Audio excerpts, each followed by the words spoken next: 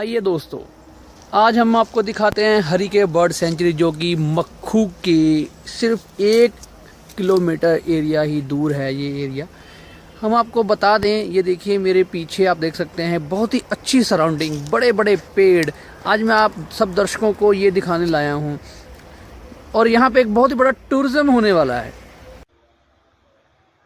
Tourism place बनने वाला है, जो कि हमारे पंजाब का बहुत ही एक बड़ा टूरिस्ट पॉइंट बनने वाला है, जहाँ पे लोग इंटरनेशनल टूरिज्म को सपोर्ट करने वाले हैं। तो मैं आपको पहले इस जगह के बारे में थोड़ा सा परिचित करवा दूं। ये आसपास देखिए क्या बेहतरीन सराउंडिंग है।